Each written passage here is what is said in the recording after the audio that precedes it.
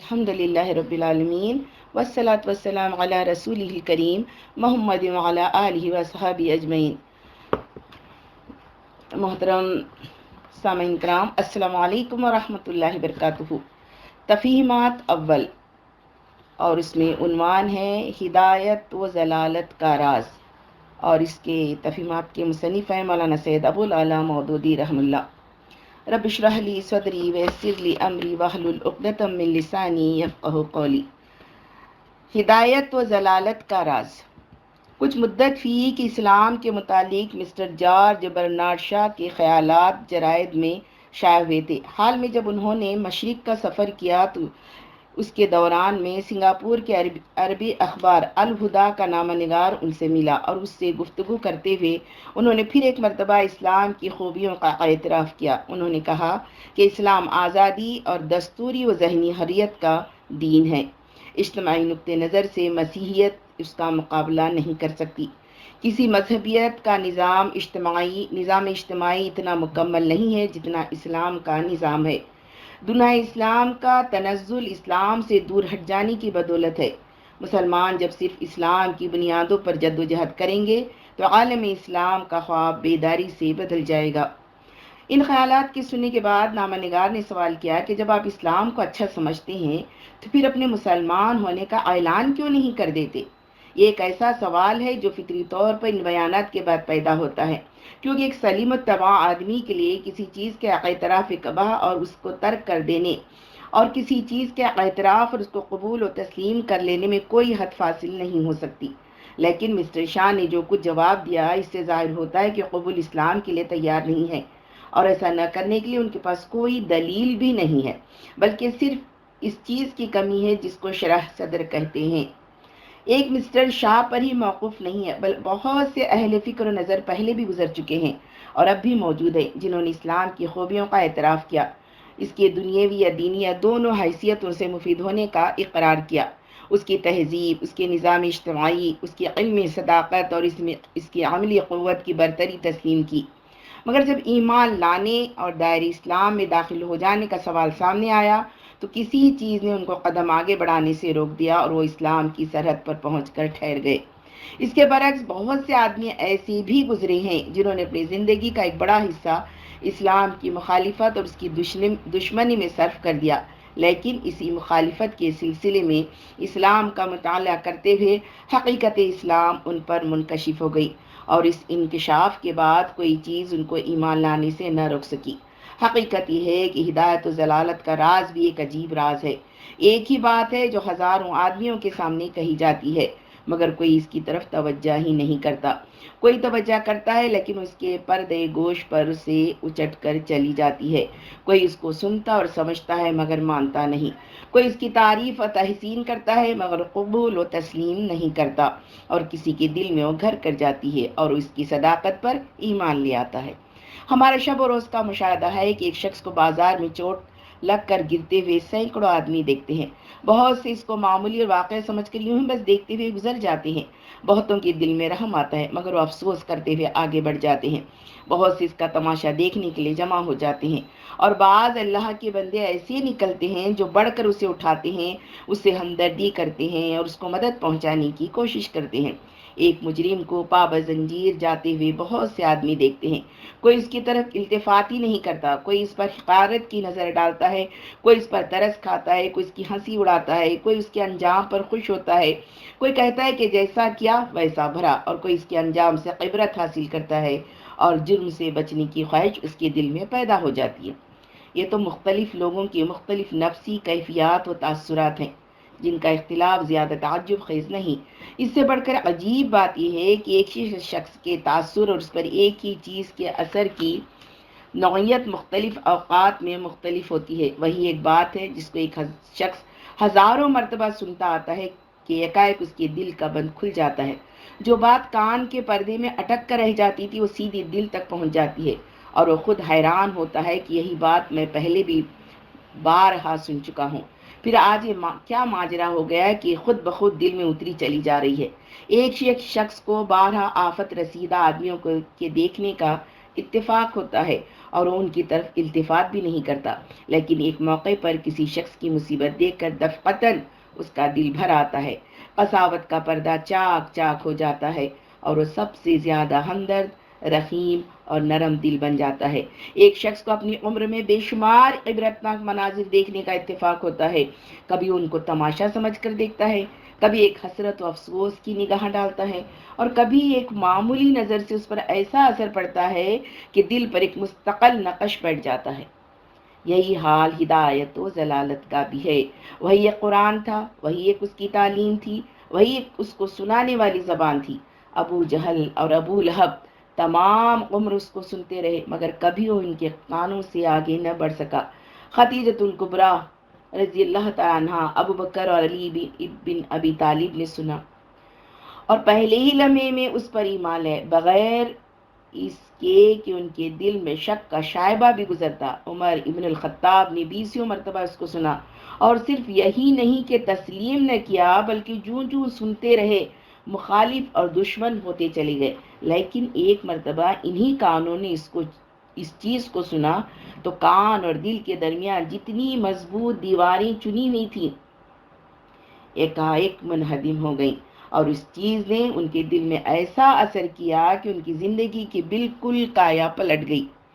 ہر چند نفسی نقطہ نظر سے اس اختلاف کیفیت اور اختلاف اثر و تاثر کی بہت سی توجیہیں کی جا سکتی ہیں، اور وہ سب اپنی اپنی جگہ درست بھی ہیں، مگر اس سے انکار نہیں کیا جا سکتا کہ جو چیز چشم و گوش اور دل و دماغ کے درمیان کہیں ایک مدت تک حجاب بنی رہتی ہے اور ایک نفسیاتی موقع پر خود بخود چاک ہو جاتی ہے، کہیں سرے سے حجاب بنتی نہیں، کہیں کسی بات کے لیے حجاب بنتی ہے اور کسی بات کے لیے نہیں بنتی، وہ بالکل انسان کے ارادے و اختیار کے تابع نہیں ہے، بلکہ فطری و جبلی طور پر خود بخود انسان میں پیدا ہوتی ہے۔ یہی نکتہ ہے جس کو قرآن میں اس طرح بیان کیا گیا ہے، سورۃ الانعام 125۔ فَمَن يُرِدِ اللَّهُ أَن يَهْدِيَهُ يَشْرَحْ صَدْرَهُ لِلْإِسْلَامِ وَمَن يُرِدْ أَن يُضِلَّهُ يَجْعَلْ صَدْرَهُ ضَيِّقًا حَرْجًا كَأَنَّمَا يَصَّعَّدُ فِي السَّمَاءِ كَذَلِكَ يَجْعَلُ اللَّهُ الرِّجْسَ عَلَى الَّذِينَ لَا يُؤْمِنُونَ۔ بس یہ حقیقت ہے کہ جسے اللہ ہدایت بخشنے کا ارادہ کرتا ہے اس کا سینہ اسلام کے لیے کھول دیتا ہے، اور جسے گمراہی میں ڈالنے کا ارادہ کرتا ہے اس کے سینے کو تنگ کر دیتا ہے، اور ایسا بھینچتا ہے کہ اسلام کا تصور کرتے ہی اسے یوں معلوم ہونے لگتا ہے کہ گویا اس کی روح آسمان کی طرف پرواز کر رہی ہے۔ اس طرح اللہ حق سے فرار اور نفرت کی ناپاکی ان لوگوں پر مسلط کر دیتا ہے جو ایمان نہیں لائے۔ ایک اور موقع پر اس کو یوں ادا کیا گیا، سورہ نحل 93۔ اگر اللہ کی مشیت یہ ہوتی کہ تمہیں کوئی اختلاف نہ ہو تو وہ تم سب کو ایک ہی امت بنا دیتا، مگر وہ جسے چاہتا ہے گمراہی میں ڈالتا ہے اور جسے چاہتا ہے راہ راست دکھا دیتا ہے۔ پھر اس ہدایت کی کیفیت کو یوں بیان کیا، سورہ رعد 27۔ کہو اللہ جسے چاہتا ہے گمراہ کر دیتا ہے اور وہ اپنی طرف آنے کا راستہ اسی کو دکھاتا ہے جو ان کی طرف رجوع کرے۔ اور ضلالت کی کیفیت اس طرح بیان کی، سورہ بنی اسرائیل 45-46۔ اور جب تم قرآن پڑھتے ہو تو ہم تمہارے اور آخرت پر ایمان نہ لانے والوں کے درمیان ایک پردہ حائل کر دیتے ہیں۔ جب تم قرآن پڑھتے ہو تو ہم تمہارے اور آخرت پر ایمان نہ لانے والوں کے درمیان ایک پردہ حائل کر دیتے ہیں، اور ان کے دلوں پر ایسا غلاف چڑھاتے ہیں کہ کچھ نہیں سمجھتے، اور ان کے کانوں میں گرانی پیدا کر دیتے ہیں۔ ان آیات میں اس فطری کیفیت کو جو ایک حق بات سن کر اسے قبول کر لینے کے لیے اضطراری طور پر دل میں پیدا ہوتی ہے اور جو آخر کار انسان کو ایمان کی طرف کھینچ لاتی ہے، خدائی ہدایت اس کے پیدا کرنے کو شرح صدر سے تعبیر کیا ہے، اور اس ہدایت کے برعکس انسان کے دل میں حق سے انکار اور اعراض کرنے پر آمدگی کی جو کیفیت پیدا ہوتی ہے اس کو اللہ کی طرف سے مسلط کی ہوئی گمراہی قرار دیا گیا ہے، اور شرح صدر کے مقابل جو انقباضی کیفیت دل میں پیدا ہوتی ہے اسے ضیق صدر سے تعبیر کیا گیا ہے۔ پھر اس ہدایت و ضلالت اور شرح صدر و ضیق صدر کے پیدا ہونے کا سبب یہ بتایا ہے کہ انسان جب ایک مرتبہ خدا کی طرف متوجہ ہو جاتا ہے تو اس کو خود بخود وہ راستہ دکھائی دینے لگتا ہے جو اسے سیدھا خدا کی جانب لے جاتا ہے، اور جو شخص سرے سے احساس ہی نہیں رکھتا کہ مجھے کبھی خدا کے حضور میں حاضر ہونا اور اپنے قلب و جوارح کے افعال کا حساب دینا ہے، اس کو لاکھ کوئی شخص کلمہ حق سنائے اور واعظ و تلقین کرے، کوئی بات اس کے دل میں نہیں اترتی اور وہ کسی طرح راہ راست پر نہیں آتا۔ یہاں پھر دو باتیں مل گئی ہیں جن کو الگ الگ سمجھ لینے سے قرآن مجید کے وہ مقامات بآسانی حل ہو جاتے ہیں جن میں یہ مضمون مختلف پیراؤں سے بیان کیا گیا ہے۔ ایک طرف ہدایت و شرح صدر اور ضلالت و ذیق صدر کی کیفیت کو اللہ تعالیٰ کی طرف منسوب کیا ہے، دوسری طرف اس ہدایت و شرح صدر کی عطا کرنے کے لیے یہ شرط لگائی ہے کہ انسان خدا کی طرف رجوع اور توجہ کرے، اور ضلالت و ذیق صدر کے مسلط کر دینے کا سبب یہ بتایا گیا ہے کہ گمراہ شخص خدا کی طرف متوجہ نہیں ہوتا اور اس کے سامنے مسئول و جواب دہ ہونے کا احساس نہیں رکھتا۔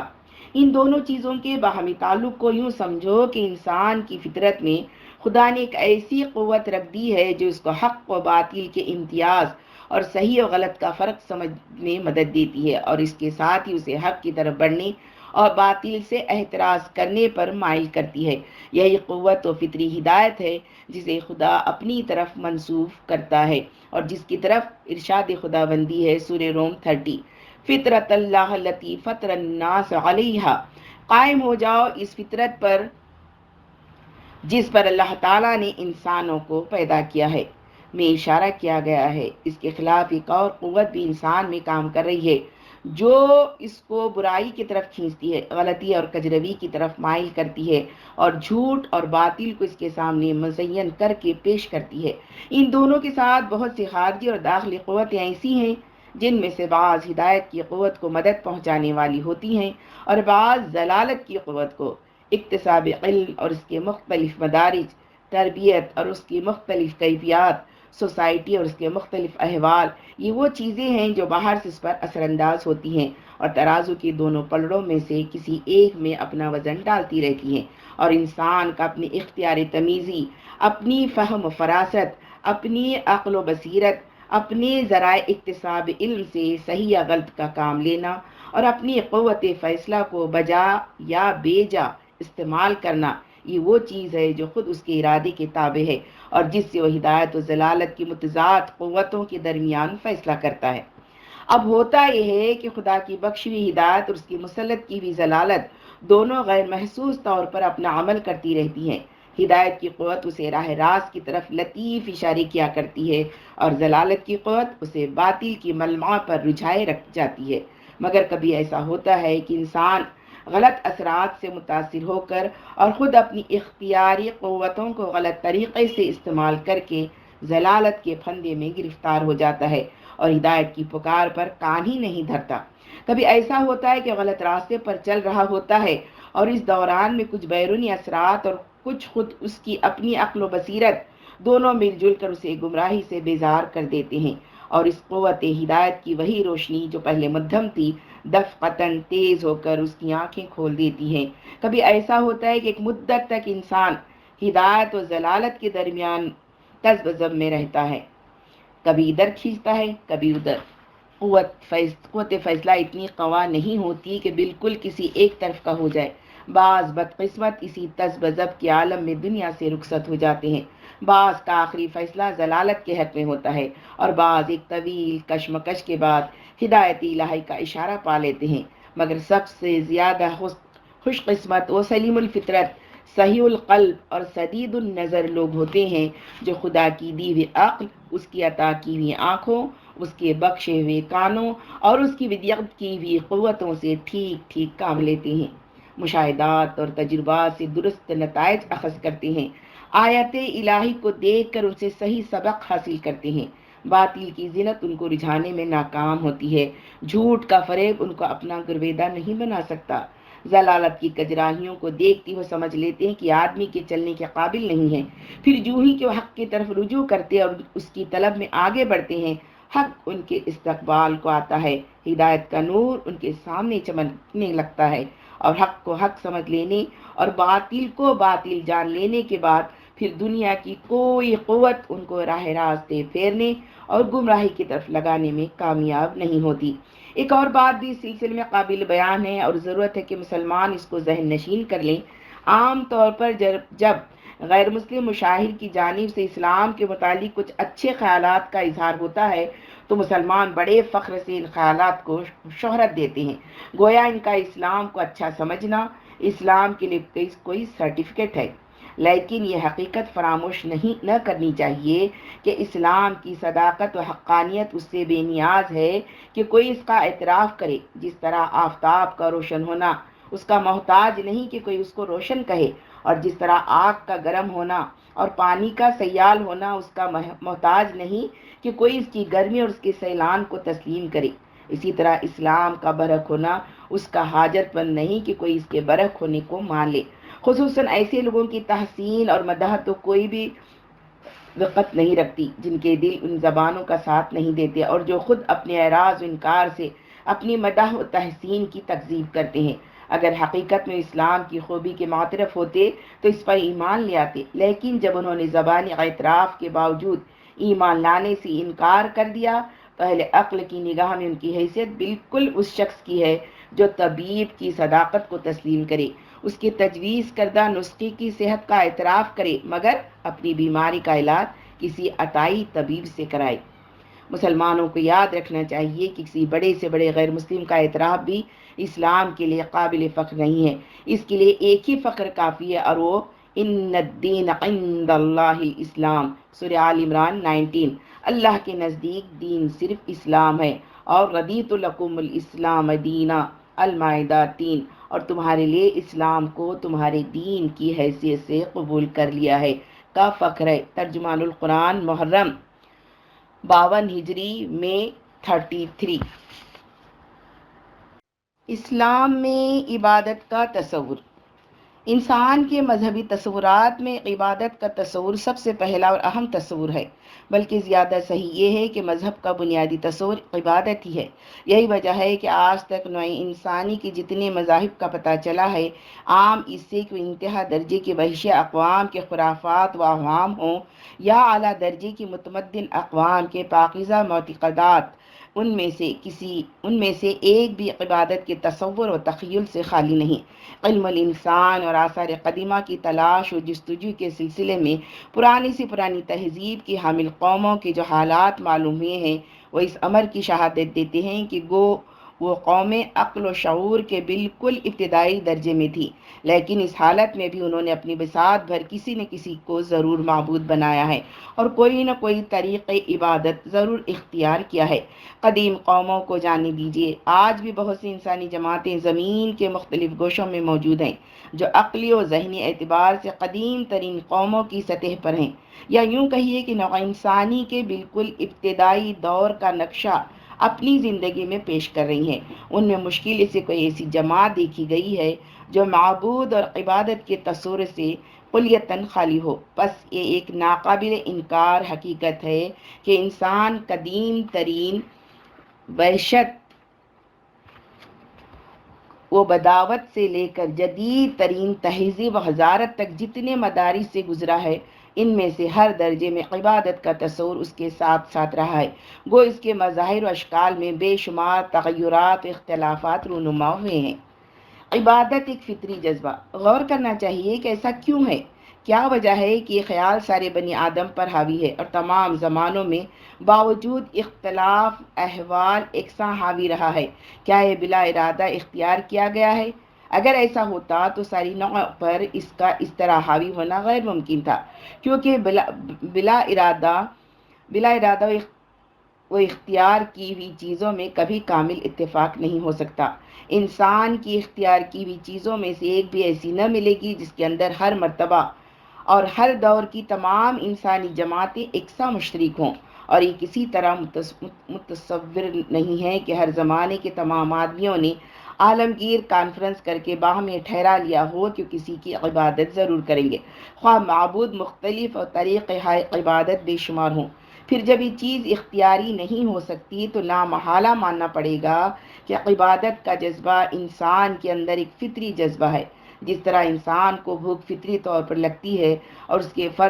فروغ کرنے کے لیے وہ غذا تلاش کرتا ہے، جس طرح اسے سردی اور گرمی فطری طور پر محسوس ہوتی ہے اور اس سے بچنے کے لیے وہ سایہ اور لباس ڈھونڈتا ہے۔ جس طرح ادائے معافی ضمیر کی خواہش اس میں فطری طور پر پیدا ہوتی ہے اور اسے پورا کرنے کے لیے وہ الفاظ و اشارات بہم پہنچاتا ہے، بالکل اسی طرح عبادت کا جذبہ بھی انسان میں فطرتاً پیدا ہوتا ہے اور اس کی تسکین کے لیے وہ کسی معبود کو تلاش کرتا اور اس کی بندگی کرتا ہے۔ مگر جیسا کہ ہم بھوک اور سردی و گرمی کے احساس اور ادائے معافی ضمیر کی خواہش کے معاملے میں دیکھتے ہیں، فطرت کا اثر زیادہ تر اس مجرد داعیے کی حد تک ہوتا ہے جو انسان کو غذا، سایہ، لباس اور وسیلے اظہار معافی ضمیر کی تلاش پر مجبور کرتا اور جسم کے ان اعضاء کو جو ان کاموں سے متعلق ہیں حرکت دینے پر ابھارتا ہے، اور اسی حد تک تمام انسانوں میں اشتراک بھی پایا جاتا ہے۔ اس کے آگے فطرت کا اثر کمزور اور خود انسان کا اپنا اختیار غالب ہو جاتا ہے، اور یہیں سے وہ بے شمار اختلافات شروع ہوتے ہیں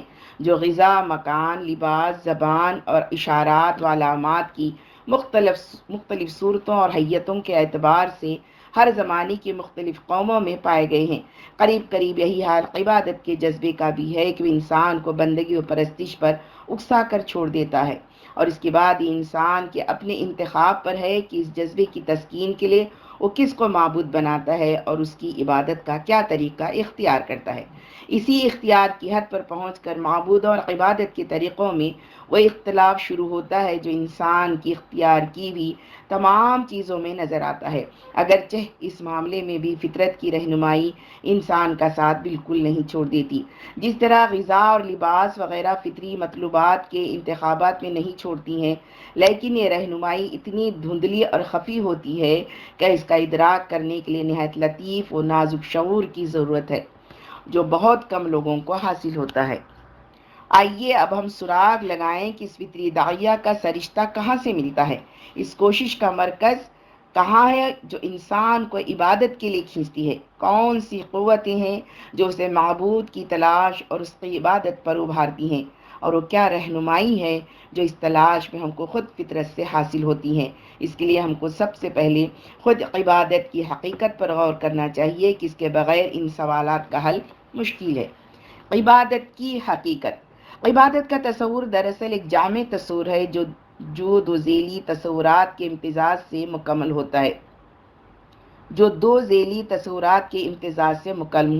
ہوتا ہے، ایک بندگی، دوسرے پرستش۔ بندگی کے معنی ہے کسی بالا تر قوت کی بڑائی تسلیم کر کے اس کی فرمانبرداری و اطاعت کرنا، اور پرستش کے معنی ہے کسی بالا تر ہستی کو پاک، مقدس اور بزرگ سمجھ کر اس کے آگے سر نیاز جھکا دینا اور اسے پوجنا۔ ان میں سے پہلا تصور عبادت کا ابتدائی اور بنیادی تصور ہے، اور دوسرا تصور انتہائی اور تکمیلی۔ پہلا زمین کی حیثیت رکھتا ہے اور دوسرا عمارت کی، اس لیے ہمیں اپنی تحقیق کی ابتدا پہلے تصور سے کرنی چاہیے۔ بندگی یا فرمانبرداری و اطاعت ہمیشہ اس قوت کے مقابلے میں کی جاتی ہے جو بندگی کرنے والے پر قہر و غلبہ اور قدرت و استعلاء رکھتی ہو، اور بندے یا مطیع میں اس کے حکم سے سرتابی کا یارہ نہ ہو۔ اس کی محدود شکل تو وہ ہے جو آقا اور نوکر کے درمیان ہم عموماً دیکھتے ہیں، لیکن اس سے زیادہ وسیع تصور کے لیے سب سے زیادہ واضح مثال وہ بندگی ہے جو رعایا اپنی حکومت کی کرتی ہے۔ حکومت کوئی مادی شے نہیں ہے، نہ ایک محسوس و مشاہد چیز ہے، ایک نظام و ضابطے کی بندش ہے جس کا غلبہ استعلاء لاکھوں کروڑوں آدمیوں پر حاوی ہوتا ہے۔ رعایا اس کے قانون پر طوعاً و کرہاً چلتی ہے۔ لوگ اپنے گھروں میں، کسان اپنے کھیتوں میں، اور مسافر دور دراز جنگلوں میں، جہاں بظاہر حکومت کا زور جتانے والی کوئی چیز موجود نہیں ہوتی، اس کے قوانین کی اطاعت کرتے ہیں۔ اس کے حدود و اختیار میں رہ کر جو شخص اس کے قانون کی خلاف ورزی کرتا ہے وہ سزا پاتا ہے، اور زیادہ شدید نافرمانی کی صورت میں اس کے تمام وہ حقوق سلب ہو جاتے ہیں جو رعیت ہونے کی حیثیت سے اس کو حاصل تھے۔ اس لحاظ سے جس قدر لوگ کسی حکومت کے حدود میں رہتے ہیں اور اس کے قوانین کی پابندی کرتے ہیں، ان کے متعلق ہم کہا کرتے ہیں کہ وہ فلاں حکومت کی فرمانبرداری و اطاعت کر رہے ہیں۔ اگر ہم ان الفاظ کی جگہ مذہبی اصطلاح استعمال کریں تو کہہ سکتے ہیں کہ وہ اس کی بندگی اور عبادت کر رہے ہیں۔ اب اس تصور کو اور زیادہ وسیع کیجیے، پوری کائنات پر نظر ڈالیے، آپ دیکھیں گے کہ سارا عالم اور اس کا ایک ایک ذرہ ایک زبردست نظام میں جکڑا ہوا ہے، اور ایک قانون ہے جس پر خاک کے ایک ذرے سے لے کر آفتاب عالم آفتاب عالم تاب تک ساری کائنات طوعاً و کرہاً عمل کر رہی ہے۔ کسی شے کی یہ مجال نہیں کہ اس قانون کے خلاف چل سکے۔ جو چیز اس سے ذرہ برابری سرتابی کرتی ہے وہ فساد اور فنا کی شکل ہو جاتی ہے۔ یہ زبردست قانون جو انسان، حیوان، درخت، پتھر، ہوا، اجسام ارضی اور اجرام فلکی سب پر ایک حاوی ہے، ہماری زبان میں قانون فطرت یا قانون قدرت کہلاتا ہے۔ اس کے ماتحت جو کام جس چیز کے سپرد کر دیا گیا ہے وہ اس کے کرنے میں لگی ہوئی ہے۔ ہوائیں اس کے اشارے پر چلتی ہیں، بارش اس کے حکم سے ہوتی ہے، پانی اس کے حکم فرمان سے بہتا ہے، سیارے اس کے ارشاد سے حرکت کرتے ہیں۔ غرض اس تمام کائنات میں جو کچھ ہو رہا ہے اسی قانون کے ماتحت ہو رہا ہے، اور ہر ذرہ اسی کام میں لگا ہوا ہے جس پر اس قانون نے اسے لگا دیا ہے۔ جس چیز کو ہم زندگی، بقا اور کون کہتے ہیں وہ دراصل نتیجہ ہے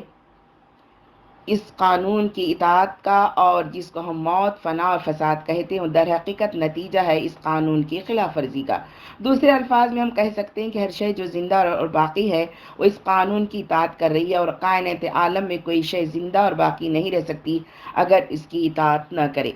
لیکن جس طرح حکومت کی مثال میں ہم دیکھتے ہیں کہ قانون کی اطاعت دراصل قانون کی اطاعت نہیں بلکہ اس حکومت کی اطاعت ہے جس نے اپنے قہر و غلبے سے اس قانون کو نافذ کیا ہے، اور حکومت کا نظم و ضبط قائم کرنے کے لیے نامحالہ ایک حاکم، ایک مرکزی فرمانروا اور ایک مقتدر اعلیٰ ہستی کا وجود ضروری ہے۔ بالکل اسی طرح قانون فطرت کی اطاعت بھی دراصل اس غالب و قاہر حکومت کی اطاعت ہے جو اس قانون کو بنانے اور زور و قوت سے اس کو چلانے والی ہے، اور یہ حکومت ایک فرمانروا کے دست قدرت میں ہے جس کے بغیر اتنا بڑا عالمگیر نظام ایک لمحے کے لیے بھی نہیں چل سکتا۔ یہاں اگر ہم قانونی لفظ اطاعت کو مذہبی اصطلاح عبادت سے بدل دیں اور لفظ حاکم کی جگہ اللہ یا خدا کا لفظ رکھ دے تو کہہ سکتے ہیں کہ ساری کائنات اور اس کی ہر چیز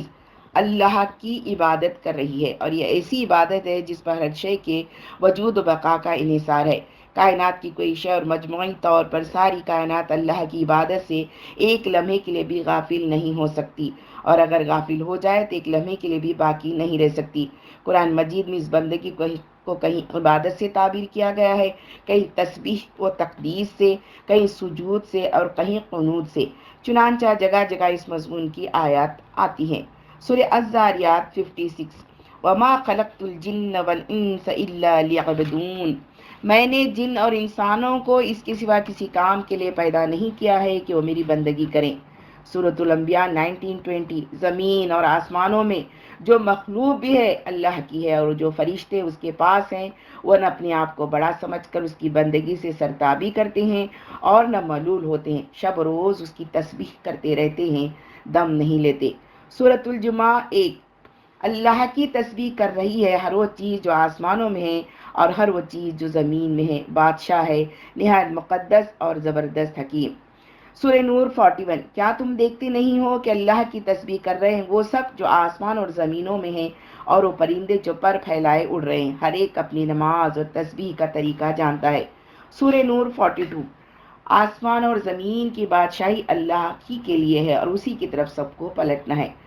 سورہ بنی اسرائیل 44، اس کی پاکی تو ساتوں آسمان اور زمین اور وہ ساری چیزیں بیان کر رہی ہیں جو آسمان و زمین میں ہیں، کوئی چیز ایسی نہیں جو اس کی حمد کے ساتھ اس کی تسبیح نہ کر رہی ہو، مگر تم ان کی تسبیح سمجھتے نہیں ہو۔ سورہ روم 26، آسمان اور زمین میں جو بھی ہے اس کے بندے ہیں، سب کے سب اسی کے تابع فرما ہیں۔ سورہ رحمان 5 اور 6، سورج اور چاند ایک حساب کے پابند ہے اور تارے اور درخت سب سجدہ ریز ہیں۔ سورۃ النحل 48-50،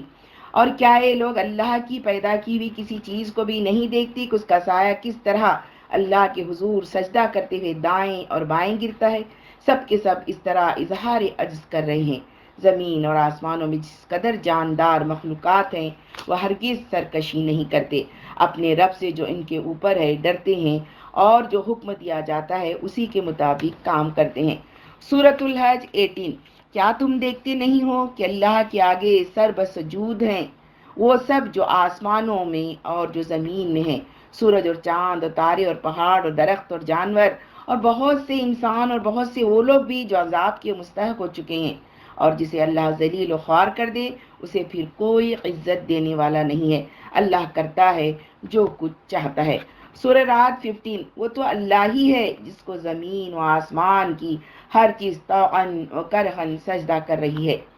یہ عبادت، یہ سجود، یہ تسبیح، یہ قنوت تمام جاندار اور بے جان، ذی شعور اور بے شعور چیزوں پر یکساں حاوی ہے، اور انسان بھی اس پر اسی طرح مجبور ہے جس طرح مٹی کا ایک ذرہ، پانی کا ایک قطرہ اور گھاس کا ایک تنکا۔ انسان خواہ خدا کا قائل ہو یا منکر، خدا کو سجدہ کرتا ہو یا پتھر کو، خدا کو کی پوجا کرتا ہو یا غیر خدا کی، جب وہ قانون فطرت پر چل رہا ہے اور اس قانون کے تحت ہی زندہ ہے تو لا محالہ و بغیر جانے بوجھے، بلا عمد و اختیار، طوعاً و کرہاً خدا ہی کی عبادت کر رہا ہے، اسی کے سامنے سر بس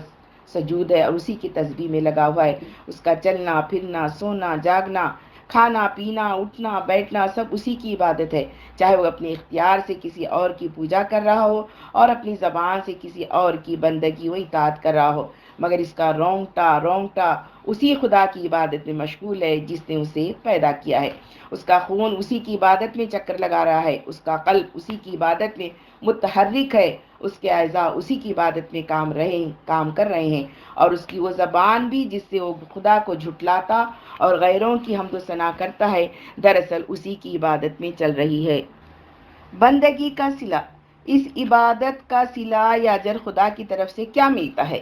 فیضان وجود، رزق اور قوت بقا، جتنی چیزیں خدا کے قانون پر چلتی ہیں اور اس کی بندگی کرتی ہیں وہ زندہ اور باقی رہتی ہیں، اور انہیں وہ وسیلے بقا عطا کیا جاتا ہے جسے ہم اپنی زبان میں رزق کہتے ہیں، اور جو چیزیں اس کے قانون سے انحراف کرتی ہیں ان پر فساد مسلط ہو جاتا ہے، ان کا رزق بند ہو جاتا ہے اور فیضان وجود سے محروم ہو جاتی ہیں۔ یہ معاملہ کائنات کی ہر چیز کے ساتھ ہو رہا ہے، اور اس میں شجر و حجر، حیوان و انسان، کافر و شاکر کے درمیان کوئی امتیاز نہیں۔ سورہ ہود آیت نمبر 6، زمین میں چلنے والا کوئی جاندار ایسا نہیں ہے جس کا رزق اللہ کے ذمہ نہ ہو اور جس کے متعلق وہ نہ جانتا ہو کہ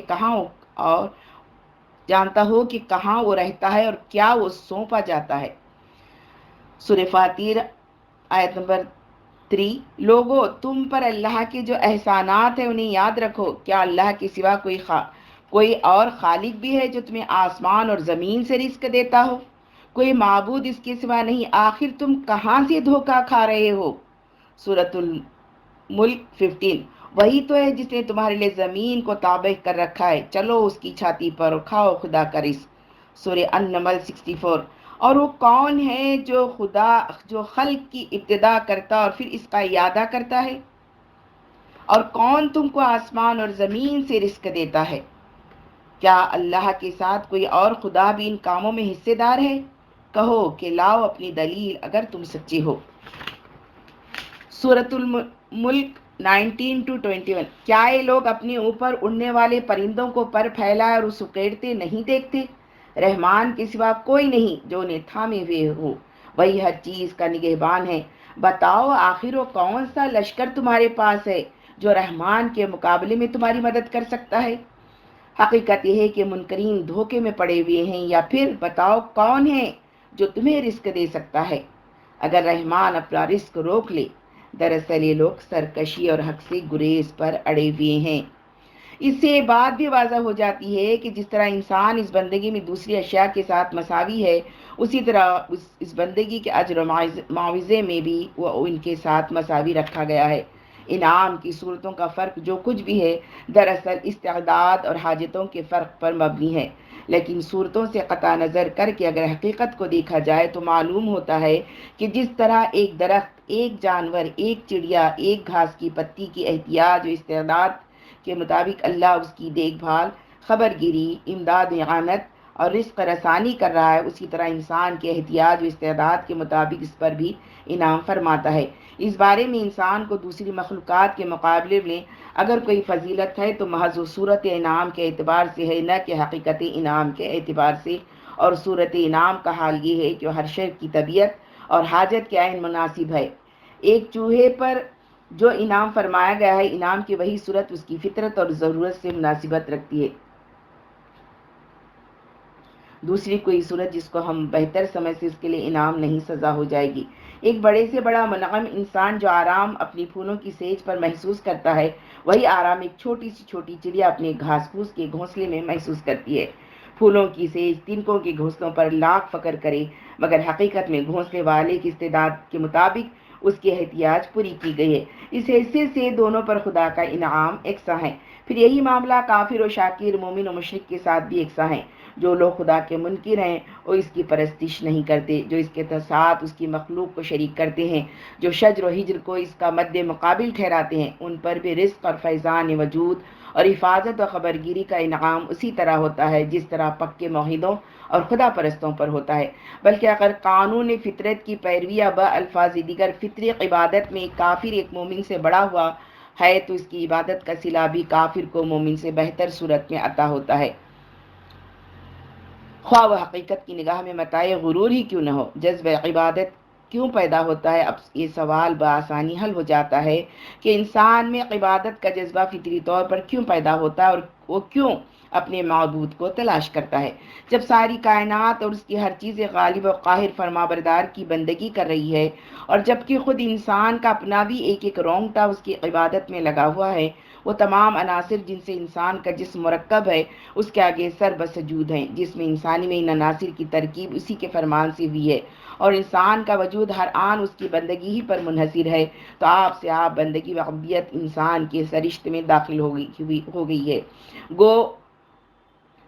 گو وہ اس صاحب حکومت کو نہیں دیکھتا جس کا وہ بندہ ہے، نہ دنیاوی حکومت کی طرح اس خدائی حکومت کے عامر اور نمائندے اس کے سامنے آتے ہیں، مگر چونکہ وہ بندہ ہی پیدا ہوا ہے اور بلا ارادہ ہر وقت بندگی کر رہا ہے اور اس کے مالک کی حکومت نے ہر طرف سے اندر سے بھی اور باہر سے بھی اس کو اور اس کے گرد و پیش کی تمام چیزوں کو جکڑ رکھا ہے، اس لیے فطری طور پر اس کے اندر نیاز مندی، نیائش و گرائش، پرستش و عبودیت کا ایک گہرا جذبہ پیدا ہوتا ہے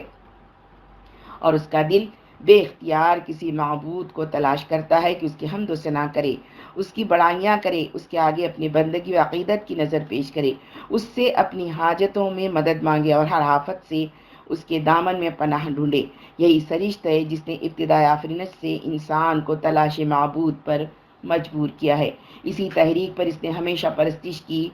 کوئی نہ کوئی شکل اختیار کی ہے اور یہی وہ عنصر ہے جس سے مذہب کی پیدائش ہوئی ہے۔ تلاش معبود میں فطرت کی رہنمائی۔ لیکن جیسا کہ ہم نے پہلے بیان کیا ہے، فطرت نے ہر معاملے میں انسان کے اندر ایک مجرد طلب، ایک سادہ خواہش، ایک خالص کشش پیدا کر کے اس کو چھوڑ دیا ہے کہ اپنے مطلوب کو خود تلاش کرے۔ گویا یوں سمجھیے کہ فطرت انسان سے آنکھ مچولی کھیلتی ہے، ایک نامعلوم چیز کی طلب پر اس کو اکساتی ہے اور پردے کے پیچھے جاتی ہے تاکہ اپنے عقل پر زور دے کر اپنے حواس سے کام لے کر معلوم کرے کہ اس کے دل میں جس چیز کی لگن ہوتی ہے، اس کی فطرت جو چیز مانگ رہی ہے وہ کیا ہے اور کہاں ہے اور کس طرح اس کو حاصل کیا جائے۔ یہی وہ مقام ہے جہاں پہنچ کر انسان کو مشکلات پیش آتی ہیں اور اس نے اپنے عقل و استعداد، اپنی قوت فکر و تمیز کی رسائی اور اپنے ذوق و وجدان کی صلاحیت کے مطابق اپنے لیے وہ مختلف راستے نکالے ہیں جو آج نوع انسان کے تمدن و معاشرت کی گوناگونی میں ہم دیکھ رہے ہیں۔ اس میں شک نہیں کہ اس تلاش و جستجو اور اختیار و انتخاب میں فطرت نے کبھی اس کا ساتھ نہیں چھوڑا ہے، مگر جس طرح وہ ہر قدم پر حیوانات کی رہنمائی کرتی ہے اس طرح انسان کی رہنمائی نہیں کرتی۔ انسان کو نہایت لطیف اشاروں میں ہدایت دیتی ہے، نہایت خفیف روشنی دکھاتی ہے جس کا ادراک معمولی عقل و بصیرت والے لوگ نہیں کر سکتے۔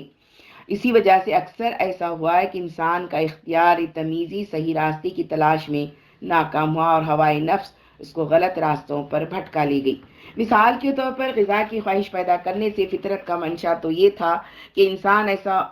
مواد اپنے جسم کو مہیا کرے جس سے وہ زندہ رہ سکے اور تحلیل شدہ اجزاء کا بدل اس کو ملتا رہے، مگر بہت سے لوگ اس خوردن برائے زیستن کی حقیقت کو نہ سمجھے۔ تلاش غذا پر ابھارنے کے لیے جو ذائقے کی چاشنی فطرت نے ان کی اس کے کام و دہن میں لگا دی تھی اس کو اصل مقصود سمجھ بیٹھے اور ہوائے نفس ان کو زیستن برائے خوردن کی غلط فہمی میں مبتلا کر کے فطرت کے اصل منشا سے دور ہٹا لی گئی۔ اسی طرح لباس اور مکان کی طلب دراصل موسمی اثرات سے جسم کو محفوظ رکھنے کے لیے پیدا کی گئی تھی، مگر ہوائے نفس نے اس کو بھڑک تفاخر اور اظہار شان و ترفع کا ذریعہ بنا لیا اور انسان فطرت کے منشا سے تجاوز کر کے انواع و اقسام کے نفیس لباس اور عالیشان محل بنانے لگا، جو آخر کار خود اسی کے لیے مضرت رساں ثابت ہوئے۔ یہی حال ان تمام داعیات فطرت کا ہوا ہے جنہوں نے انسان میں مختلف چیزوں کی طلب پیدا کی، اور انسان نے فطرت کے منشا کو نہ سمجھ کر یا بسا اوقات سمجھنے کے باوجود نظر انداز کر کے اپنے اختیار سے اس طلب کو پورا کرنے کے لیے مختلف ڈھنگ اور طریقے نکال لیے جو فطرت کے اصل مقصد سے زائد اور بہت سے معاملات میں اس کے خلاف تھے۔ پھر یہی چیزیں اگلوں سے پچھلوں تک تمدن و تہذیب، رسم و رواج اور آداب و اطوار بن کر پہنچی، جن کی گرفت نے بعد کی انسانی نسلوں کو ایسا جکڑا کہ فطرت کی رہنمائی کو سمجھنا تو درکنار، ان کے لیے اپنی اختیار تمیزی کو استعمال کرنے کی آزادی بھی باقی نہ رہی، اور اسلاف کے طریقوں نے مقدس قوانین بن کر ان کو اندھی تقلید کے رستے پر ڈال دیا۔ حالانکہ فطرت جس طرح پہلے انسان کو لطیف اشارے اور خفیف ہدایتیں دے رہی تھی، اسی طرح آج بھی دے رہی ہے اور ہمیشہ دیتی رہے گی، جنہیں عقل سلیم تھوڑی یا بہت اجتہاد سے ہر وقت سمجھ سکتی ہے۔ معبود کی طرف ہادی فطرت کے اشارے۔ تلاش معبود کی فطری خواہش کے ساتھ بھی کچھ ایسا ہی معاملہ پیش آیا ہے۔ جب انسان نے عبادت کے جذبے سے بے چین ہو کر اپنے لیے کسی معبود کو ڈھونڈنا شروع کیا، تو فطرت اپنے اسی لطیف انداز میں اس کو معبود حقیقت کے اتے پتے دینے لگی کہ تیرا معبود وہ ہے جس نے تجھے پیدا کیا ہے، جو تجھ سے بالاتر ہے، جس کی قوت کے سامنے تو عاجز ہے، جو ہر چیز پر غالب ہے، جو تجھے اور ہر جاندار کو روزی دیتا ہے، جو اپنے حسن و جمال اور خوبی اور عنائی کی بنا پر ہر طرح تیری مدح و ستائش کا مستحق ہے، جس کا نور آفتاب و ماہتاب اور ستاروں کو روشنی دیتا ہے، جس کا جمال اپنے جلوں سے آب و گل کی مورتوں کو یہ جوبن، یہ نکھار، یہ دل فریب حسن بخشا ہے، جس کا جلال پانی کی موج، ہوا کی طوفان، زمین کی لرزش، پہاڑ کی سربلندی، شیر کی درندگی اور سانپ کی زندگی میں اپنی شوکت کا اظہار کرتا ہے، جس کی ربوبیت ماں کے سینے میں محبت و شفقت بن کر، گائے کے تھن میں دودھ بن کر، پتھر کے کلیجے میں پانی بن کر ظہور کرتی ہے۔ یہ لطیف اشارے ہر زمانے میں مختلف سمجھ بوجھ کے لوگوں کو دیے گئے، اور ہر ایک نے اپنی بساط کے مطابق اتوں پتوں سے اس پہیلی کو بوجھنے کی کوشش کی۔ جب انسان اپنی ابتدائی فطرت حالت اسٹیٹ آف نیچر میں تھا تو ان اشاروں کو صاف سمجھتا تھا اور اس ایک ہی معبود کے آگے جھکتا تھا جس کی طرف یہ اشارے ہو رہے تھے، مگر جب اس حالت سے آگے بڑھا اور استدلالی فکر کی راہ پر چلنے لگا تو اس کی سرگردانیوں کا آغاز ہو گیا۔ انسان کی سرگردانیاں۔ کسی نے ان صفات کے معبود کو زمین پر تلاش کیا اور پہاڑوں، دریاؤں، درختوں اور نفع و ضرر پہنچانے والے جانوروں پر فریفتہ ہو گیا۔ صنفی اعضاء، سیکشول آرگنز کو پوجنے لگا، آگ کے سامنے دھونی مار بیٹھا، ہوا کے آگے سر بسجود ہوا، دھرتی ماتا کو عقیدت کا خراج دینے لگا۔ غرض اس کی نظر آس پاس ہی کے مناظر میں الجھ کر رہ گئی۔ کسی کی نظر اس سے آگے بڑھی، وہ عارضی معبودوں سے مطمئن نہ ہوا۔ اس نے دیکھا کہ سب چیزیں تو اسی کی طرح کسی اور کی بندگی میں مبتلا ہیں، خود اپنے وجود و بقا کے لیے بھی غیر کی محتاج ہیں۔ ان کے پاس کیا رکھا ہے جس کے لیے ہم استعانت کا ہاتھ بڑھائیں اور عقیدت کی پیشانی جھکائیں؟ آخر اس نے زمین کو چھوڑ کر آسمان پر اپنے معبود کو تلاش کیا، سورج کو دیکھا، چاند پر نظر ڈالی، اجرا میں فلکیہ کی چمک دمک دیکھی اور کہا کہ یہ ہیں عبادت کے لائق۔ مگر جو اس سے زیادہ باریک بین تھا، اس کو آسمان والوں کا حال بھی زمین والوں سے کچھ زیادہ مختلف نظر نہ آیا۔ اس نے کہا، یہ لاکھ بلند تر و برتر سہی، روشن اور روشن گر سہی، لیکن اپنے اختیار سے کیا کر سکتے ہیں؟ ایک مقرر قانون، ایک لگے بندھے نظام کے تحت گردش کیے چلے جا رہے ہیں۔ سورج کو باہما عظمت و بزرگی آج تک کے مجال نہ ہوئی کہ مشرق کے بجائے کسی روز مغرب سے نکل آتا یا اپنے مقام سے ایک ہی انچ سرک جاتا۔ چاند کبھی اس قابل نہ ہوا کہ جو دین کے اس ہلال بننے کا تھا اس دن بدر بن کر نکلتا۔ اسی طرح کوئی اور سیارہ بھی اپنی مقرر گردش سے ایک سر میں تجاوز نہ کر سکا۔ اس بندگی، بیچارگی، کھلی ہوئی غلامی کو دیکھ کر اس جویائے معبود نے آسمان سے بھی منہ موڑ لیا، تمام مادی و جسمانی چیزوں کو ناقابل پرستش قرار دیا اور اپنے معبود کی تلاش میں معنی مجردہ ایبسٹریکٹ آئیڈیاز اور روحانیت کی طرف پیش قدمی کی نور کا پروانہ بنا۔ دولت کی دیوی کا فریفتہ ہوا، محبت کے دیوتا پر ریجھا، حسن کی دیوی کا گرویدہ ہوا، قوت کے دیوتا کو سجدہ کیا، مدبرات عالم ورلڈ فورسز کے ہیکل تجویز کیے اور ان کی عبادت اختیار کی، ارواح اور عقول، لوگوس اور ملائکہ کو مسجود بنایا اور سمجھا کہ یہی عبادت کے لائق ہیں۔ اس طرح کائنات کی ہر وہ چیز جس کے اندر مختلف قابلیتوں کے لوگوں کو اپنی اپنی فکر کی رسائی اور نظر کی استعداد کے مطابق برتری، ربوبیت، نعمت بخشی، قدرت، حسن و جمال، قہر و جلال اور خالقیت کی جھلک نظر آئی، اس کے آگے جھک گئے اور فطرت کے دیے ہوئے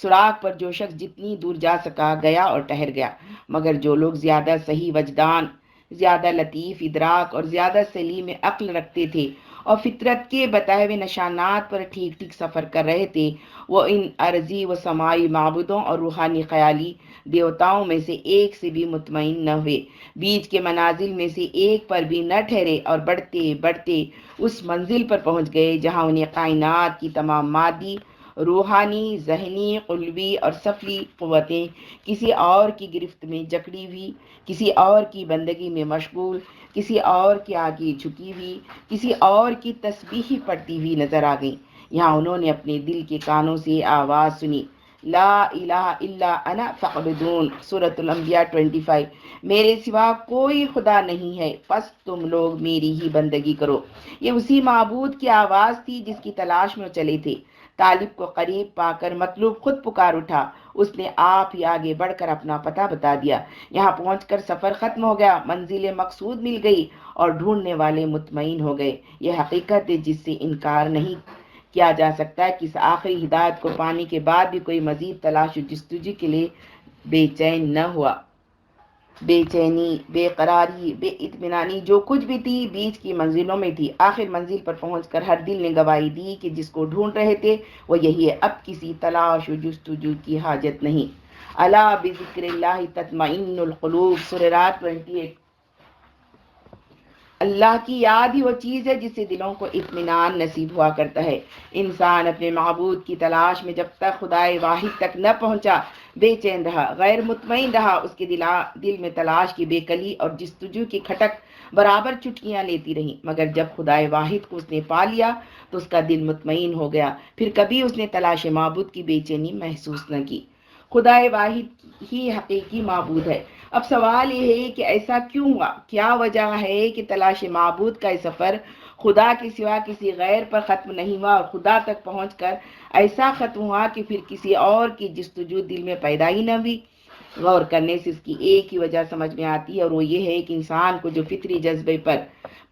جذبہ پرستش پر مجبور کرتا ہے، اس کا اصل مقصد خدائے واحد ہی کی پرستش ہے۔ جب تک وہ اپنی اس معبود حقیقی کو نہیں پہنچ جاتا، مطمئن نہیں ہوتا اور نہیں ہو سکتا۔ یہ دوسری بات ہے کہ عقل و فکر کی نارسائی یا تعصب اور ہٹ درمی یا آباء و اجداد کی اندھی تقلید بعض افراد کو بے اطمینانی محسوس نہ ہونے دے۔ جیسا کہ ہم اوپر کہہ چکے ہیں کہ انسان کے اندر پرستش کا فطری جذبہ پیدائی اس وجہ سے ہوتا ہے کہ اس کے گرد و پیش کائنات کا ذرہ ذرہ خدا کی بندگی میں مشغول ہے۔ ایسی حالت میں جب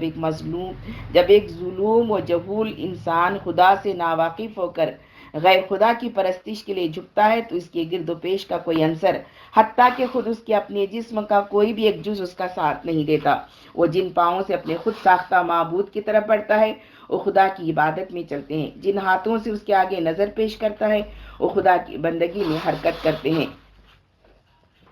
جن ہاتھوں سے اس کے آگے نظر پیش کرتا ہے وہ خدا کی بندگی میں حرکت کرتے ہیں، جس پیشانی سے اس کو سجدہ کرتا ہے وہ خدا کے سجدے میں جھکی ہوئی ہوتی ہیں، جس زبان سے اس کی بڑائی بیان کرتا ہے وہ خدا کی تقدیس و تمجید میں مشغول ہوتی ہیں۔ ایسی حالت میں اس کی ساری پرستش، یہ تمام نیابش و گرائش ایک جھوٹ، ایک افترا، ایک بہتان، ایک صحیح جعل ہوتی ہیں جس کے بتلان پر کائنات کا ہر ذرہ گواہی دیتا ہے اور خود انسان کی فطرت اپنے لطیف و غیر محسوس آواز میں بار بار اسے تنبیہ کرتی ہے کہ یہ تو کس دھوکے میں پڑ گیا ہے۔ کیا تجھے بندے کی بندگی، پرستار کی پرستش، فرما بردار کی فرما برداری کرتے شرم نہیں آتی؟ سورۃ الانبیاء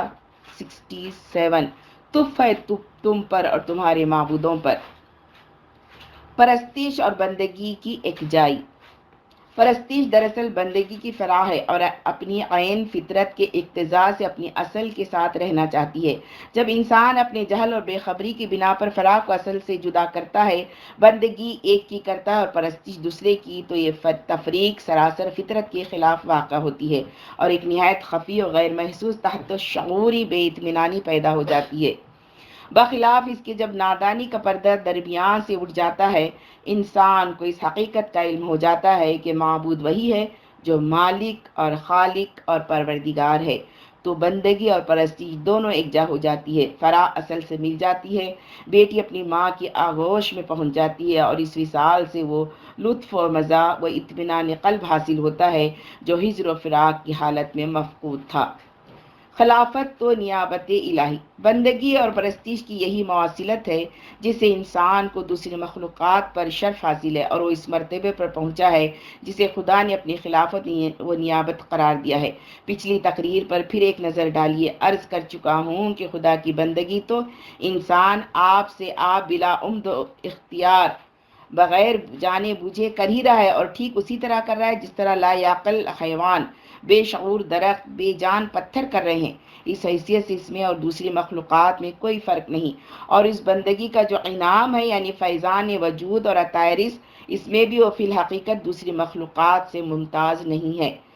فرق اور امتیاز اور برتری و شرف جو کچھ ہے اس امر میں ہے کہ دوسری موجودات کے برخلاف جو عقل و شعور، جو آزادی، ارادہ و اختیار اور جو قوت علمیہ انسان کو دی گئی ہے، اس سے کام لے کر وہ اس کو پہچانے جس کا وہ بندہ ہے اور بلا اختیار بھی اسی کی عبادت اور پرستش کرے جس کی وہ بلا اختیار بندگی کر رہا ہے۔ اگر اس نے ایسا نہ کیا اور اپنی عقل و قوت علمیہ سے اپنے مالک کی معرفت حاصل نہ کی اور اپنے اختیار کے حدود میں اس کو چھوڑ کر دوسروں کی عبادت اور پرستی شروع کر دی تو شرف کیسا، وہ تو جانوروں سے بھی بدتر ہو گیا۔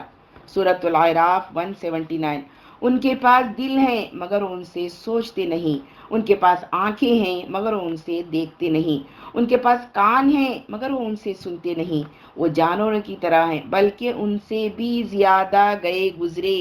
یہ وہ لوگ ہیں جو غفلت میں کھوئے گئے ہیں۔ بجائے خود عقل اور قوت علمیہ میں کوئی شرف اور برتری نہیں ہے، تو محض حصول شرف کے لیے ایک آلہ ہے اور اس آلے سے انسان کو استعداد بہم پہنچا دی ہے کہ اس سے ٹھیک ٹھیک کام لے کر وہ بندگی اضطراری کے حیوانی مقام سے ترقی کر کے عبادت اختیاری کے انسانی مقام پر پہنچ سکے۔ لیکن اگر انسان نے اس آلے سے غلط کام لیا اور اس کو چھوڑ کر جس کا وہ بندہ ہے ان کی عبادت اختیار کی جن کا فی الحقیقت اور بندہ نہیں ہے، تو حیوانی مقام سے بھی نیچے اتر گیا۔ حیوان گمراہ تو نہ تھا، یہ گمراہ ہوا، حیوان منکر تو نہ تھا، یہ منکر ہوا، حیوان کافر و مشرک تو نہ تھا، یہ کافر و مشرک ہو گیا۔ حیوان جس مقام پر پیدا کیا گیا تھا اسی مقام پر وہ رہا اور حیوان ہونے کی حیثیت سے یہ بھی اسی مقام پر ہے، مگر انسان ہونے کی حیثیت سے جو ترقی اس کو کرنی چاہیے تھی وہ اس نے نہ کی، بلکہ الٹا تنزل کی طرف چلا گیا۔ ترقی کے لیے اس کو جو عقل کا آلہ دیا گیا تھا اس کو اس نے انسانی ترقی کے لیے استعمال نہ کیا بلکہ حیوانیت میں ترقی کرنے کے لیے استعمال کیا۔ اس نے دوربین بنائی کہ حیوان جتنی دور کی چیز دیکھ سکتا ہے اس سے زیادہ دور کی چیز یہ دیکھ سکے۔ اس نے ریڈیو ایجاد کیا کہ حیوان جتنی دور کی آواز سن سکتا ہے اس سے زیادہ دور کی آواز سن سکے۔ اس نے ریل اور موٹر بنائی کہ حیوان جس قدر قطع مسافت کر سکتا ہے اس سے زیادہ ہی کر سکے۔ اس نے ہوائی جہاز بنائے کہ اڑنے میں پرندوں سے بازی لے جائے۔ اس نے بحری جہاز بنائے کہ تیرنے میں مچھلیوں کو مات کر دے۔ اس نے آلات ہر بنائے کہ لڑنے میں درندوں پر سبقت لے جائے۔ اس نے عیش و عشرت کے سامان فراہم کیے کہ جانوروں سے زیادہ پر لطف زندگی بسر کرے، مگر کیا ان ترقیات کے باوجود یہ مقام حیوانی سے کچھ بھی بلند ہوا؟ عقل و علم کے ذریعے سے عالم مادی میں جتنی تصرفات یہ کر رہا ہے وہ سب کے سب انہی قوانین فطرت کے ماتحت تو ہیں جن کے تحت عقل و علم کے بغیر حیوانات ایک محدود پیمانے پر ایسے ہی تصرفات کرتے ہیں۔ بس یہ تو وہی بندگی اضطراری کا مقام ہوا جس میں حیوان ہے۔ فرق صرف اتنا ہے کہ حیوان نے کم تر درجے کی بندگی کی، کم تر درجے کا رزق پایا، اس نے عقل و علم کی قوت سے اعلیٰ درجے کی بندگی کی، اعلیٰ درجے کا رزق کا مستحق ہوا۔ حیوان کو گھاس ملتی تھی، اس کو توس اور مکھن ملا، حیوان کو صوف اور اون ملتا تھا، اس کو نفیس کپڑے ملے، حیوان کو گھونسلے میں جگہ دی تھی، اس کو بنگلوں اور کوٹھیوں میں ٹھہرایا گیا، حیوان کو پیدل دوڑنا پڑتا تھا، اس کو موٹر دے دی گئی۔ یہ اس کی حیوانی بندگی اور اس کی اضطراری عبادت کا کافی نام ہے۔ مگر یہ دیکھنا ہے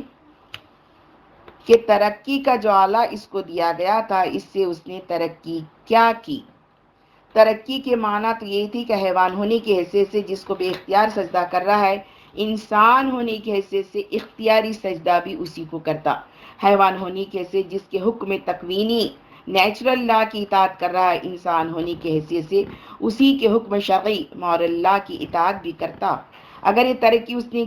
کی تو بے شک یہ حیوانات اور تمام موجودات پر شرف لے گیا۔ اس نے بالفعل وہ خلافت حاصل کر لی جس کی قوت و استعداد اس کو دی گئی تھی۔ اس نے تمام موجودات سے بڑھ کر اپنے خالق کی بندگی و عبادت کی، اس لیے تمام موجودات عالم سے زیادہ اجر کا مستحق ہو گیا۔ لیکن اگر یہ ترقی اس نے نہ کی اور اعلی ترقی کے غلط استعمال سے الٹا تنزل کی پستیوں میں اتر گیا تو بلا شبہ شک و ریب تمام اسافل سے اسفل اور تمام اراذل سے ارذل بن گیا۔ اس نے خود اپنی حماقت سے اپنے آپ کو عذاب کا مستحق بنا لیا۔ یہی حقیقت ہے جس کو سورہ 3 میں بیان کیا گیا ہے۔ سورہ 3 4-6 ہم نے انسان کو بہترین ساخت پر پیدا کیا، پھر اسے الٹا پھیر کر ہم نے سب نیچوں سے نیچ کر دیا، سوائے ان لوگوں کے جو ایمان لائے اور نیک عمل کرتے رہے کہ ان کے لیے کبھی نہ ختم ہونے والا اجر ہے۔ یہ اجمال ان تفصیلات کی طرف اشارہ کر رہا ہے جو اوپر بیان ہوئی ہے۔ بہترین ساخت سے مراد ترقی کی قوت و استعداد ہے جو انسان کو زمین کی تمام مخلوقات سے بڑھ کر دی گئی ہے، مگر محض بہترین ساخت پر ہونا بالفعل ترقی نہیں ہے۔ ترقی کا انحصار اس پر ہے کہ انسان اس قوت استعداد سے کام لے کر اپنے خالق کی معرفت حاصل کرے جس کے انتہائی مرتبے کا نام ایمان ہے، اور اس کے حکم شرعی کے تحت دنیا میں کام کرے جس کو عمل صالح سے تعبیر کیا گیا ہے۔ جس نے یہ نہ کیا وہ ادنا درجے کی مخلوقات سے بھی فروتر درجے میں گر گیا،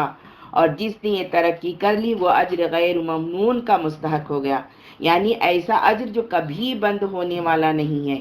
جو دنیا کی زندگی سے لے کر آخرت کی زندگی تک چلتا ہے۔ بندگی اضطراری کے سلے میں جو اجر ملتا ہے وہ تو منقطع ہو جاتا ہے، بس ایک اجل مقرر تک ہی زندگی عطا کی جاتی ہے اور ایک حد خاص تک ہی رزق دیا جاتا ہے، مگر عبادت اختیاری کے سلے میں عیش نصیب ہوتا ہے جو خلل سے پاک ہے، وہ رزق میسر آتا ہے جس کے بند ہونے کا کوئی خوف نہیں۔ عبادت کا پورا مفہوم۔ اب ہم اس مقام پر پہنچ گئے ہیں جہاں عبادت کا صحیح اور مکمل مفہوم واضح طور پر ہمارے سامنے آ جاتا ہے۔ اوپر جو کچھ کہا گیا ہے اس کے مطالعے سے معلوم ہو چکا ہے کہ عبادت کے اجزاء معنوی دو ہیں جن کی ترکیب سے عبادت کا مفہوم مکمل ہوتا ہے۔ ایک بندگی یعنی قانون فطرت کی ٹھیک ٹھیک پیروی اور اس سے منحرف نہ ہونا، دوسرے پرستش جو اپنی تکمیل کے لیے دو چیزوں کی محتاج ہے، ایک اپنے حقیقی معبود یعنی خدائے واحد کی ایسی معرفت جو بالکل خالص ہو، جس میں شرک کا شائبہ تک نہ ہو، جس میں کفر و انکار اور شک و ریب کی ذرہ برابر آمیزش نہ ہو، جس میں خدا کے سوا کسی کا خوف نہ ہو، کسی کے انعام کی طمع نہ ہو، کسی پر اعتماد و توکل نہ ہو، کسی کی طرف الہیت و ربوبیت کو منسوب نہ کیا جائے، کسی کو نافع و ضار نہ سمجھا جائے اور کسی کی عبدیت کا تعلق وابستہ نہ کیا جائے، اسی کا نام ایمان ہے۔ دو، اپنی زندگی کے اختیاری شعبے میں اس معبود کے حکم شرعی کی اسی طرح اطاعت کرنا جس طرح اضطراری شعبے میں اس کے حکم تکوینی کی اطاعت کی جاتی ہے، تاکہ ساری زندگی ایک ہی فرمانروا، ایک ہی حکومت اور ایک ہی قانون کے تابع فرما ہو کر ہم رنگ و ہم آہنگ ہو جائے اور اس میں کسی حیثیت سے بھی دو رنگی اور نہ ہمواری باقی نہ رہے۔ اسی کو عمل صالح کہتے ہیں۔ غلط کہتا ہے جو کہتا ہے کہ عبادت صرف تسبیح و مصلی اور خانقاہ تک محدود ہے۔ مومن صالح صرف اسی وقت اللہ کا عبادت گزار نہیں ہوتا جب وہ دن میں 5 وقت نماز پڑھتا ہے اور 12 مہینوں میں سے 1 مہینے کے روزے رکھتا ہے اور سال میں 1 وقت زکوٰۃ دیتا ہے اور عمر بھر میں 1 مرتبہ حج کرتا ہے، بلکہ در حقیقت اس کی ساری زندگی عبادت ہے۔ جب وہ کاروبار میں حرام کے فائدوں کو چھوڑ کر حلال روزی پر قناعت کرتا ہے تو کیا وہ عبادت نہیں کرتا؟ جب وہ معاملات میں ظلم اور جھوٹ اور دغا سے پرہیز کر کے انصاف اور راست بازی سے کام لیتا ہے تو کیا یہ عبادت نہیں ہے؟ جب وہ خلق خدا کی خدمت اور حقداروں کی حق رسانی کے لیے کمر بستہ ہوتا ہے تو کیا اس کی ہر حرکت عین عبادت نہیں ہوتی؟ جب وہ اپنے افعال و اقوال میں خدا کے قانون کی پیروی کرتا اور اس کی حدود کا لحاظ رکھتا ہے تو کیا اس کا ہر قول و فعل عبادت میں شمار نہ ہوگا؟ پس حق یہ ہے کہ اللہ کے قانون کی پیروی اور اس کی شریعت کے اتباع میں انسان دین اور دنیا کا جو کام بھی کرتا ہے وہ سراسر عبادت ہے، حتیٰ کہ بازاروں میں اس کی خرید و فروخت اور اپنے اہل و عیال میں اس کی معاشرت اور اپنے خالص دنیاوی اشغال میں اس کا انہماک بھی عبادت ہے، مگر یہ عبادت کا اتنا ادنا مرتبہ ہے۔ اس عبادت کی مثال ایسی جیسے رعیت کے عام افراد اپنے بادشاہ کے قانون کی پیروی اور اس کے فرامین کی اطاعت کرتے ہیں۔ اس سے بڑا درجہ یہ ہے کہ انسان اپنے مالک کا نوکر بن جائے اور اس کے قوانین کی نہ صرف خود پیروی کرے بلکہ دوسروں پر بھی ان کو نافذ کرنے کی کوشش کرے، اس کے احکام پر نہ صرف خود عامل ہو بلکہ دنیا میں ان کے اجرا کے لیے بھی جد و جہد کرے، اس کی حکومت میں نہ صرف خود امن اور وفاداری اور اطاعت کی عشی کے ساتھ رہے بلکہ اپنے دل و دماغ اور دست و بازو کی قوت امن کے قیام میں، بگڑی ہوئی رعایا کی اصلاح میں اور باغی و سرکش بندوں کی سرکوبی میں بھی صرف کرے اور اس خدمت میں اپنا تن من دھن سب کچھ نثار کر دے۔ سورۃ البقرہ 143۔ اور اسی طرح ہم نے تم مسلمانوں کو ایک امت وسط بنایا ہے تاکہ تم دنیا کے لوگوں پر گواہ ہو اور رسول تم پر گواہ ہو۔ سورۃ الحج 78۔ اللہ نے پہلے بھی تمہارا نام مسلم رکھا تھا اور اس قرآن میں بھی تمہارا یہی نام ہے تاکہ رسول تم پر گواہ ہو اور تم لوگوں پر گواہ۔ بس نماز قائم کرو، زکوٰۃ دو اور اللہ سے وابستہ ہو جاؤ۔ سورۃ الحج 41۔ یہ وہ لوگ ہیں جنہیں اگر ہم زمین میں اقتدار بخشیں تو نماز قائم کریں گے، زکوٰۃ دیں گے، نیکی کا حکم دیں گے اور برائی سے منع کریں گے۔ یہ ہے اس عبادت کی حقیقت جس کے متعلق لوگوں نے سمجھ رکھا ہے کہ محض نماز، روزہ اور تسبیح و تحلیل کا نام ہے اور دنیا کے معاملات سے اس کو کچھ سروکار نہیں، حالانکہ دراصل صوم و صلات اور حج و زکوٰۃ اور ذکر و تسبیح انسان کو اس بڑی عبادت کے لیے مستعد کرنے والی تمرینات، ٹریننگ کورسز ہیں جو انسان کی زندگی کو حیوانی زندگی کے ادنا مقام سے اٹھا کر انسانی زندگی کے بلند ترین مقام پر لے جاتی ہیں،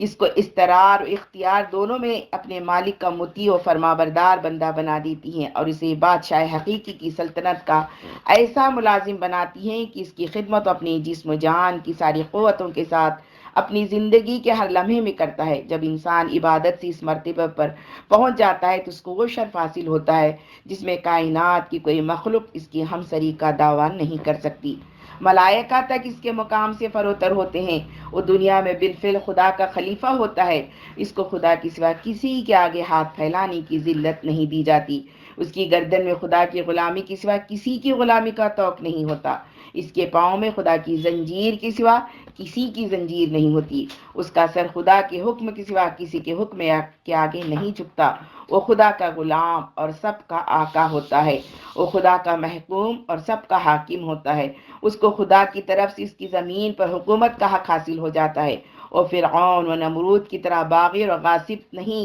نہیں ہوتا بلکہ شاہی فرمان سے زمین پر خدا کا نائب ہوتا ہے اور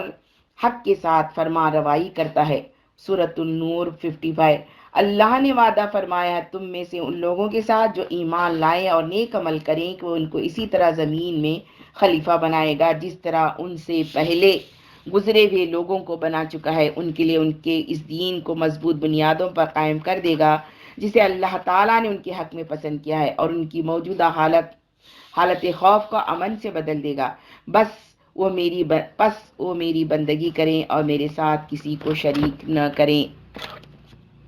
یہ تو دنیا کا انعام ہے، اور آخرت کا انعام کیا ہے؟ یہ کہ سورہ نور 52۔ اور کامیاب وہی ہے جو اللہ اور رسول کی فرما برداری کریں اور اللہ سے ڈریں اور اس کی نافرمانی سے بچیں۔ سورۃ نور 37-38۔ ان میں سے ایسے لوگ صبح و شام اس کی تسبیح کرتے ہیں جنہیں تجارت اور خرید و فروخت اللہ کی یاد سے اور اقامت نماز سے غافل نہیں کر دیتی، وہ اس دن سے ڈرتے رہتے ہیں جس میں دل الٹنے اور دیدے پتھرا جانے کی نوبت آ جائے گی، اور وہ یہ سب کچھ اس لیے کرتے ہیں تاکہ اللہ ان کے بہترین اعمال کی جزا ان کو دے اور مزید اپنے فضل سے نوازے۔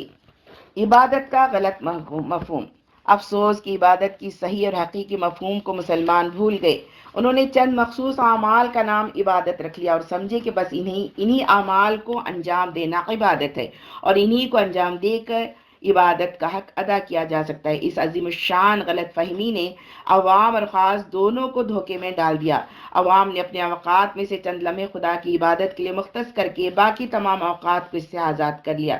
قانون الہی کی دفعات میں سے ایک ایک دفعہ کی خلاف ورزی کی، حدود اللہ میں سے ایک ایک حد کو توڑا، جھوٹ بولے، غیبت کی، بدعہدیاں کی، حرام کے مال کھائے، حقداروں کی حق ماری، کمزوروں پر ظلم کیا، نفس کی بندگی میں دل، آنکھ، ہاتھ اور پاؤں سب کو نافرمانی کے لیے وقف کر دیا، مگر 5 وقت کی نماز پڑھ لی، زبان اور حلق کی حد تک قرآن کی تلاوت کر لی، سال میں مہینے بھر کے روزے رکھ لیے، اپنے مال میں سے کچھ خیرات کر دی، ایک مرتبہ حج بھی کرائے اور سمجھے کہ ہم خدا کی عبادت گزار بندے ہیں۔ کیا اسی کا نام خدا کی عبادت ہے کہ اس کے سجدے سے سر اٹھاتے ہی ہر معبود باطل کے آگے جھک جاؤ، اس کے سوا ہر زندہ اور مردے کو حاجت روا بناؤ، ہر اس بندے کو خدا بنا لو جس میں تم کو نقصان پہنچانے یا نفع دینے کی ذرہ برابر بھی قوت نظر آئے، روٹی کے ایک ٹکڑے کے لیے کفار و مشرکین تک کے آگے ہاتھ جوڑو اور ان کے پاؤں چومو، انہی کو رازق سمجھو، انہی کو عزت و ذلت دینے والا سمجھو، انہی کے قانون کو قانون سمجھو اس لیے کہ وہ طاقت رکھتے ہیں، اور خدا کے قانون کو بے تکلف توڑ دو اس لیے کہ تمہارے زعم باطل میں وہ اپنے قانون کو نافذ کرنے کی قوت نہیں رکھتا۔ کیا یہی تمہارا اسلام ہے؟ یہی تمہارے ایمان کی شان ہے؟ اسی پر تمہیں گمان ہے کہ تم خدا کی عبادت کرتے ہو؟ اگر یہی اسلام اور ایمان ہے اور یہی اللہ کی عبادت ہے تو پھر وہ کیا چیز ہے جس نے تم کو دنیا میں ذلیل و خوار کر کے رکھا ہے؟ کیا چیز ہے جو تم سے خدا کے سوا ہر در کی گدائی کرا رہی ہے؟ کس چیز نے تمہاری گردنوں میں غلامی اور ذلت کے طوق ڈال رکھے ہیں؟ خواص نے اس کے برعکس دوسرا راستہ اختیار کیا، وہ تسبیح مسلح لے کر حجروں میں بیٹھ گئے۔ خدا کے بندے گمراہی میں مبتلا ہیں، دنیا میں ظلم پھیل رہا ہے، حق کی روشنی پر باطل کی ظلمت چھائی جا رہی ہے، خدا کی زمین پر ظالم اور باغیوں کا قبضہ ہو رہا ہے، الہی قوانین کے بجائے شیطانی قوانین کی بندگی خدا کے بندوں سے کرائی جا رہی ہے، مگر یہ ہے کہ نفل پر نفل پڑھ رہے ہیں، تسبیح کے دانوں کو گردش دے رہے ہیں،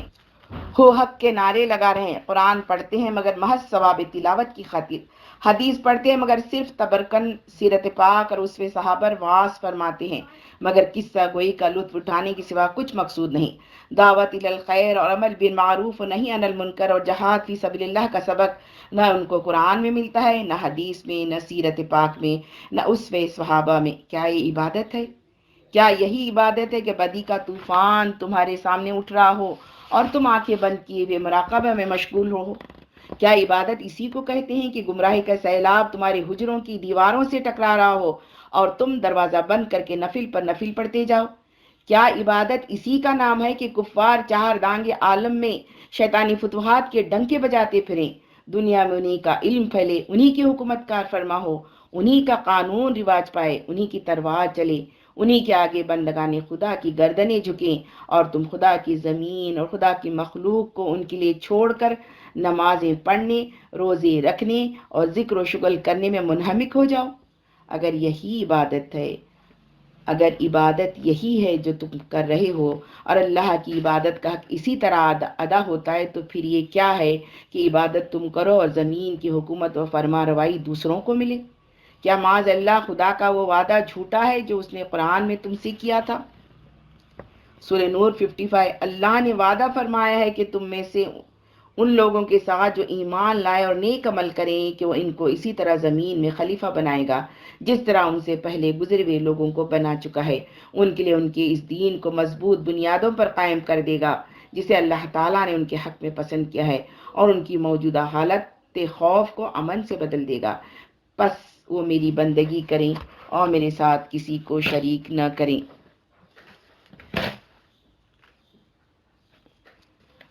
اگر خدا اپنے وعدے میں سچا ہے اور اگر یہ واقعہ ہے کہ تمہاری اس عبادت کے باوجود نہ تم کو زمین کی خلافت حاصل ہے، نہ تمہارے دین کو تمکن نصیب ہے، نہ تم کو خوف کے بدلے میں امن میسر آتا ہے، تو تم کو سمجھنا چاہیے کہ تم اور تمہاری ساری قوم عبادت گزار نہیں بلکہ تارک عبادت ہے، اور اسی ترک عبادت کا وبال ہے جس نے تم کو دنیا میں ذلیل کر رکھا ہے۔ ترجمان القرآن، ربیع الثانی 54 جولائی 1935۔